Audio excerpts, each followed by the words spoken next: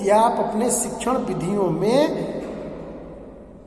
भ्रमण के लिए भी कुछ स्थान दीजिए। आधुनिक शिक्षा पद्धति में आप लोग भी पढ़ के आए हैं, आप लोगों को भी विद्यालयों में हर साल टूर जरूर ले जाया गया होगा। गवर्नमेंट ने भी, हम लोग हवाई जहाज पढ़ाते हैं, अभी रांची गवर्नमेंट ने भी गवर्नमेंट विद्यालयों के 5वीं, 4वीं, 5वीं, 6ठी, 7वीं, 8वीं तक के विद्यार्थियों को हवाई जहाज के द्वारा हवाई भ्रमण और दिल्ली दर्शन, इंडिया गेट पढ़ते हैं, लाल किला हम लोग पढ़ते हैं, देखे ही नहीं है, प्रधानमंत्री, राष्ट्रपति भवन, प्रधानमंत्री जी का अभिभाषण, तो ये सब चीजें हमने पढ़ा, देखा। तो अब सरकारी स्कूलों में भी सरकारी खर्च से लोग जाते हैं, ताकि प्रत्यक्ष चीजों में सिर्फ इतना ही नहीं होता, उनको बहुत सी चीजों का अनुभव प्राप्त होता है, बहुत सी चीजों को, नई नई बातों को सीखते हैं। और अंततः विद्यार्थी की शिक्षा अर्जित करके वो कहाँ जाएगा? समाज में ही तो जाएगा। और फिर वही भौगोलिक, सामाजिक, आर्थिक, राजनैतिक फिर स्थितियों में उसको फिर 2-4 करना है, तो उसके लिए उसको पहले से तैयार कराया जाए। शिक्षण जीवन की यथार्थ परिस्थितियों के द्वारा दिया जाना चाहिए, जहां तक हो सके इतिहास का भी, भूगोल, विज्ञान को, ये तो प्रत्यक्ष रूप से जरूर स्थान देना चाहिए। अब हम लोग इतिहास की सारी घटनाएं पढ़ते हैं, और सारी घटनाएं जैसे म्यूजियम होती हैं, हम लोग जीव, जानवरों, जंतुओं, वनस्पतियों के बारे में जानते हैं, लेकिन उसके लिए जो संग्रहालय होती है, जो चिड़ियाघर, जो म्यूजियम, ये सब चीजें जब होते हैं, वहां पे जाते हैं, तो हम जो चीज हम लोग सुने होते हैं उसको हम लोग प्रत्यक्ष देखते हैं, तो वो हमारे मस्तिष्क पटल पर सदा सदा के लिए अंकित हो जाती है। तो इस शिक्षा, तो टैगोर ने अपनी शिक्षण व्यवस्था में इन विधियों को बहुत ही महत्वपूर्ण स्थान दिया। शिक्षण विधि का अन्य महत्वपूर्ण सिद्धांत क्रिया सिद्धांत है, जो सबसे महत्वपूर्ण। और गांधी जी के भी शिक्षा दर्शन में क्रिया आधारित शिक्षा को ज्यादा बल दिया गया है। आप लोगों ने पढ़ा है, सैद्धांतिक शिक्षा के लिए बहुत कम समय है, 2 घंटा 20 मिनट, जबकि सैद्धांतिक शिक्षा के लिए 4.5 घंटे, व्यवहारिक शिक्षा के लिए 4.5 घंटे। सैद्धांतिक कम और व्यवहारिक ज्यादा। क्यों? फिजिक्स MSc किए हुए हैं और एक बल्ब लगाने के लिए मैकेनिक को बुला रहे हैं, थोड़ा बहुत कुछ बिगड़ गया, मैकेनिक को बुला रहे हैं, तो फिर ऐसी शिक्षा। मैं कई बार उदाहरण देता हूं कि आपके घर में कोई मैकेनिक आए और आपके घर का नया घर का वायरिंग करे और शॉर्ट हो जाए, आपको कैसा महसूस होगा? तो ऐसी शिक्षा किस काम की, जो कि केवल हम लोग सिद्धांत को जानते हैं और व्यवहार को हम लोग नहीं जानते हैं। टैगोर शरीर और मस्तिष्क की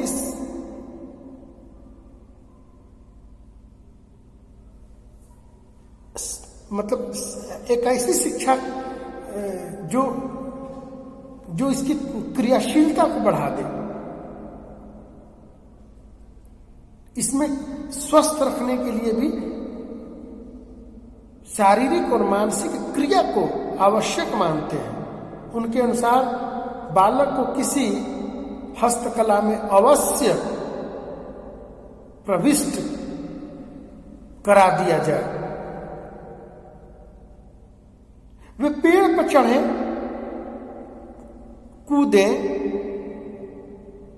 बिल्ली और कुत्तों के पीछे दौड़ लगाने, भागने, फल तोड़ने, हंसने, चिल्लाने, ताली बजाने, अभिनय करने, गीत गुनगुनाने, वाद्य यंत्रों को बजाने की शिक्षा की वकालत करते हैं। इससे विद्यार्थी का ऑल राउंड डेवलपमेंट में सहायता मिलती है, क्योंकि मनुष्य के अंदर संवेग होता है। सिर्फ पढ़े पढ़े पढ़े पढ़े, आप लोग अक्सर टीवी में, अखबार में पढ़ते हैं कि पढ़ते पढ़ते बीच में संगीत भी सुनना चाहिए। इससे मस्तिष्क रिफ्रेश होता है और हृदय के अंदर कोमल भावनाओं का विकास होता है। पाषाण हृदय में संस्कारों के बीज कभी अंकुरित नहीं हो सकते और पाषाण हृदय वाले व्यक्तित्व से कभी समाज का कल्याण नहीं हो सकता। जिनके आंखों में श्रद्धा प्रेम के आंसू नहीं, घृणा द्वेष के अंगारे हों, वो कभी समाज कल्याण की बात नहीं कर सकता। समाज कल्याण, विश्व कल्याण की वही बात कर सकता है जिसके हृदय में उदारता सहिष्णुता के बोध हों और जिनके आंखों में प्रेम दया अनुभूति की अश्रु हो। यही गुरुदेव रविंद्रनाथ टैगोर अपनी शिक्षण विधि में कह रहे हैं। आगे पाठ्यक्रम है। गुरुदेव रविंद्रनाथ टैगोर के अनुसार पाठ्यक्रम किस प्रकार का होना चाहिए। पाठ्यक्रम को मैं सोच रहा हूं कि फिर नए वाले वीडियो में मैं पाठ्यक्रम को बनाऊंगा कि गुरुदेव रविंद्रनाथ टैगोर के अनुसार जो विषय वस्तु विद्यार्थी को पढ़ाए जाते हैं तो उसका पाठ्यक्रम क्या होना चाहिए। और उसमें मैं आप लोगों को एक महत्वपूर्ण बात मैं बताऊंगा। पाठ्यक्रम दूसरे लोग पढ़ाएंगे, दूसरे साथी प्राध्यापक लोग, कि कंटेंट क्या डाला जाए। हमने बार बार गुरुदेव रविंद्रनाथ टैगोर कह रहे हैं कि व्यक्ति की संवेदनशीलता बढ़े, करुणा दया धार्मिकता नैतिकता का बोध बढ़े, लेकिन कंटेंट किस प्रकार का है। केवल दया करुणा सहिष्णुता शांति अहिंसा सत्य बोलना कहने से नहीं होगा। कंटेंट क्या है। पाठ्यक्रम तो ठीक है, लेकिन पाठ्यक्रम में हमने कंटेंट क्या डाला है। घरों में लोग बोलते हैं छोटे बच्चों से कि बोल दीजिए कि घर में कोई भी व्यक्ति का नाम लेकर, पापा चाहे जो भी है वो नहीं है। विद्यार्थी के मस्तिष्क में कभी कभी तो विद्यार्थी ऐसा ही भी बोल देते हैं बच्चे कि पापा बोल रहे हैं कि घर में पापा नहीं है। तो ये इसके मस्तिष्क पे एक तरफ हम सिखा रहे हैं कि सदा सच बोलना चाहिए और एक तरफ हम उसको झूठ का प्रशिक्षण दे रहे हैं। मतलब अंतर विरोधित शिक्षा। अगर कहीं सीखना है तो जापान से इसको सीखा जा सकता है। हमारे यहाँ तो अगर कोई सामान, अगर कोई दुकानदार ना हो, अपनी रोड के किनारे अपना फल की सब्जियां लगा दी और ना हो, कुछ देर तक ना हो, तो सारे लोग लूट के ले जाएंगे। लेकिन जापान में लोगों के पास इतना टाइम ही नहीं है। अपनी सामान लगा दिया गया है, सब पर टैग लगा दिया गया है क्या कीमत है और एक टोकरी रख दिया गया है पैसे का।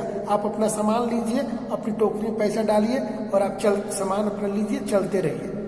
फिर लोग वो जो अपना सामान रख के लोग चले गए, अपना वो खेती होती करके आएंगे, सामान जो बचा और पैसा लेके अपने घर चले गए। इतनी ईमानदारी है। और हमारे यहाँ कल्पना से परे, हम इसकी कल्पना भी नहीं कर सकते और मैं उस पर बोलना भी नहीं चाहता। जब हम लोग कंपैरेटिव स्टडी करते हैं, जब हम लोग तुलनात्मक अध्ययन में दो देशों का तुलनात्मक अध्ययन, दो शिक्षाओं की व्यवस्थाओं तुलनात्मक अध्ययन करते हैं, जैसे रविंद्रनाथ टैगोर को भी हम लोग पढ़ रहे हैं, लेकिन जब इसी को हम लोग पाठ्यक्रम में रूसो अगर होंगे तो जब मैं रूसो को पढ़ाऊंगा तो फिर हम लोग देखेंगे कि कितनी समानताएं और कितनी विषमताएं हैं। तो शिक्षा को मूल रूप में उसके तत्वों को देखा जाए कि शिक्षा के द्वारा सबसे पहले आप चाहते क्या है, हमारी दृष्टि क्या बन रही है।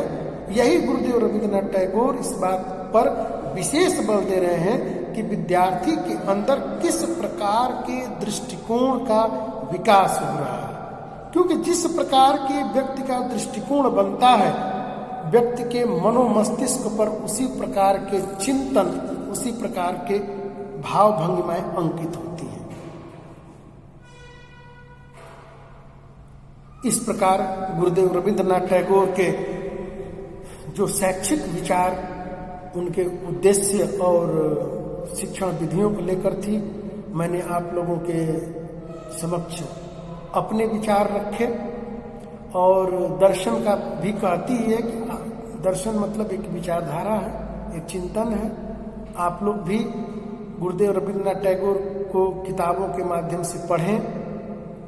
और इस वीडियो को आप लोग जब भी आप लोगों को मौका मिल रहा है, आप लोग खाना खा रहे हैं, खाना बना रहे हैं, खाना खाते समय तो बहुत ज़्यादा नहीं, खाना बन रहा है, कुछ लगा दिया घर में साउंड, और आप लोग इसको सुनिए। और गुरुदेव रविंद्रनाथ टैगोर पे आपको और भी विषय वस्तु मिल जाएगी। किताबों को पढ़िए, फिर आपके अंदर कई प्रकार के विचार होंगे, फिर आपके एक विचार अंकित हो जाएंगे। फिर आप उसको देखिए कि किस प्रकार की शिक्षा गुरुदेव रविंद्रनाथ टैगोर किस प्रकार की शिक्षण विधियों में की बात कर रहे हैं। और इस बात को ध्यान देना होगा कि क्या हमसे छूट गया, जो छूट गया आप लोग उसको इंक्लूड कर लेंगे, और जो फिर हमें भी बताएंगे, हम भी उस पर विचार करेंगे। और के अलावा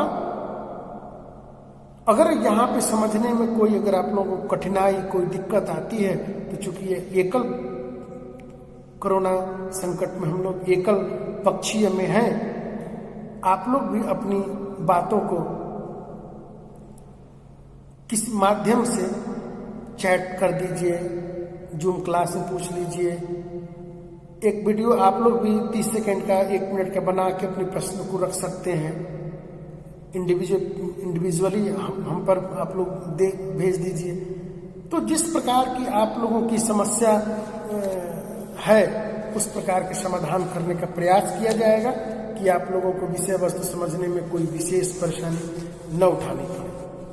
और जहाँ तक मैं समझ रहा हूँ कि बहुत लंबा विषय वस्तु नहीं लिया हूँ, एक एक पॉइंट को मैं लेकर, और एक एक पॉइंट पे जबकि बहुत लंबा वीडियो नहीं जा सकता है, फिर भी मैं अपना प्रयास कर रहा हूँ कि आप लोगों को विषय वस्तु ठीक तरीके से समझ में आ जाए। इसी के साथ हम लोग गुरुदेव रविंद्रनाथ टैगोर के जो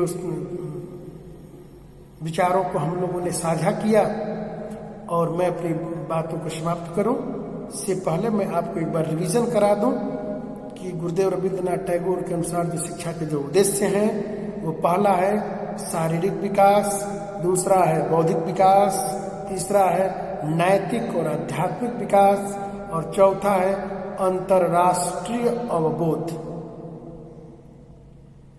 मतलब पूरे विश्व को हम परिवार माने।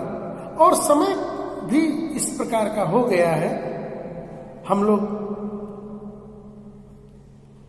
मन में अभी बात हुई, मोबाइल उठाया और विश्व के किसी भी कोने में बात कर लेते हैं। सुबह बैठिए, शाम को किसी दूसरे देश में, तो अब विश्व भी एक परिवार हो गया। तो इस प्रकार की गुरुदेव रविंद्रनाथ टैगोर के अनुसार शिक्षा के उद्देश्य थे। तो मैं अपनी बातों को मैं विश्राम देता हूं, और आगे की कक्षा में फिर मैं अपनी बातों को रखूंगा। तब तक के लिए आप लोगों को बहुत बहुत धन्यवाद। आप लोगों ने बहुत गंभीरता से मेरी वीडियो को आप लोगों ने सुना, इसके लिए बहुत बहुत धन्यवाद। और मैं आशा रखता हूं कि आप लोगों के अध्ययन की निरंतरता में यह सहायक सिद्ध होगी। इसी कामना और शुभकामना के साथ मैं अपनी वाणी को विश्राम देता हूं।